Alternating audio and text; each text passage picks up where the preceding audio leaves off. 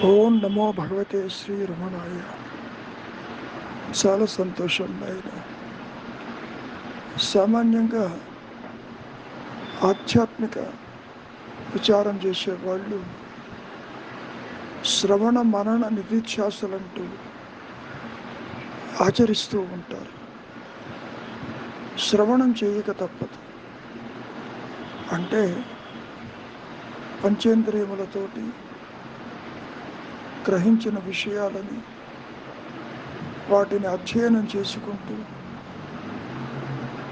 ఈ శ్రవణం వల్ల కలిగేటటువంటి జ్ఞానము ఎక్కడో పురాణ కాలక్షేపం జరుగుతుంది.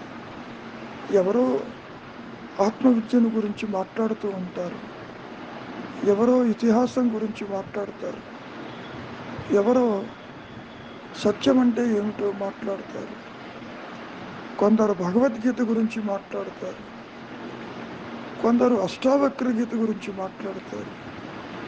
సరే, ఏ గీత మాట్లాడినప్పటికీ, ఏ ప్రవచనం మాట్లాడినప్పటికీ దాని వినటం వల్ల కలిగే జ్ఞానం పూర్తిగా పరోక్షం.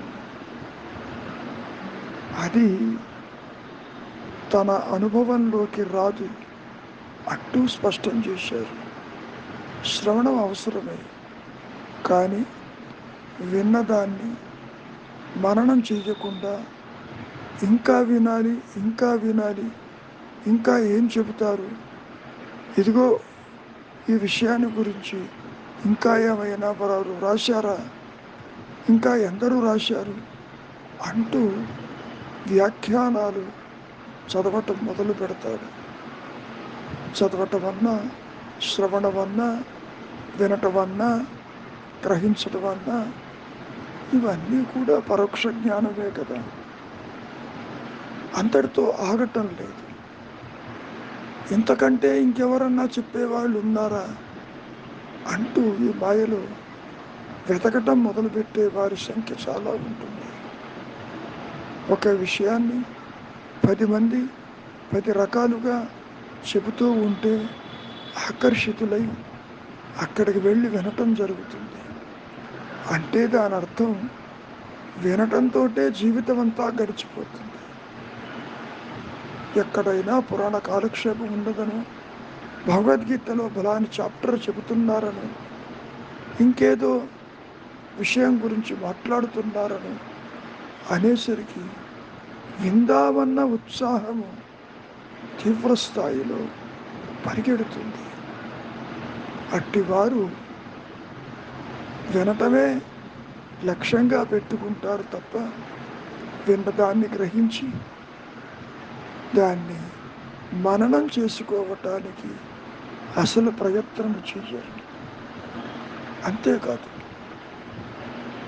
ద్వైత జ్ఞానం అంతా అజ్ఞానం అని చెప్పినప్పుడు అపరోక్షం అనేది కొంతకాలానికి అది దృఢపడుతుంది. ఎప్పుడు దృఢపడుతుంది? శ్రవణ మరణాదులు జరిగినప్పుడు. అంతేకాని ఇంకా విందాం, ఇంకా విందామంటూ వినడంతో జీవితం అంతా వెళ్ళిపోయినప్పుడు ఇక అపరోక్ష అనుభూతి ఎక్కడ, స్వరూప జ్ఞానం ఎక్కడ? తెచ్చుకున్న పిడికెడు ప్రారంభము ఇదిగో శ్రవణంతో సరిపోతుంది, ప్రపంచంలో తిరగడంతో సరిపోతుంది, గుళ్ళు గోపురాలతోనే సరిపోతుంది. ఎక్కడ ప్రవచనం ఉన్నా విందామన్న ఉత్సాహంతో అక్కడికి పోతూ వస్తూ ఉంటారే తప్ప విన్న ఒక్క ముక్క కూడా మననం చేసి మౌనానికి వచ్చి అపరోక్ష అనుభూతి వైపుకి వెళ్ళటం జరగదు.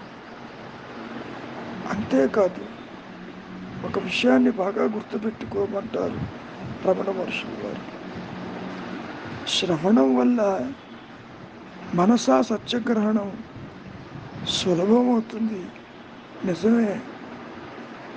మననం చేసుకోవటం వల్ల దాని యథార్థం విస్పష్టమవుతుంది. మరి చివరిది నిధిధ్యాస అన్నారే, అది సత్యప్రాప్తియే అవుతుందని మనం గ్రహించాలి. ముఖ్యంగా ఏది కొత్తగా రాదు. ఎందుకు శ్రవణం చెయ్యాలి, ఎందుకు వినాలి, ఎందుకు మననం చెయ్యాలి అన్నప్పుడు నీతో కలిపి నీవు చూస్తున్నదంతా అసత్యమని గ్రహించటానికి. అంటే ఆత్మజ్ఞానము ప్రకాశిస్తూనే ఉన్నది. నిధిధ్యాస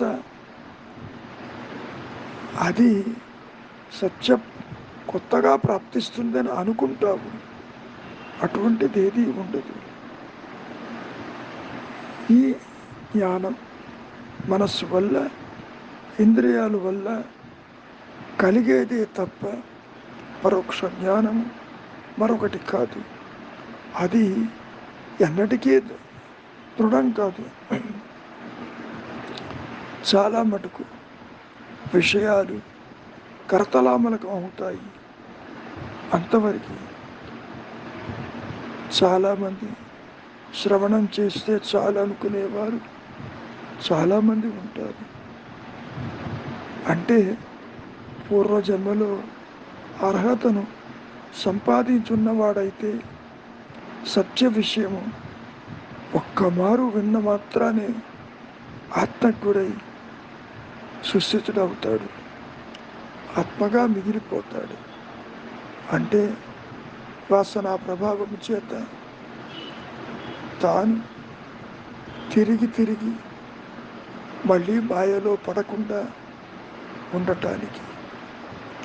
ఈ విషయాన్నే ఒక సందర్భంలో రమణ మహర్షులు వారు చెబుతూ, కొందరి మనస్సు గన్ పౌడర్ లాగా ఉంటుంది.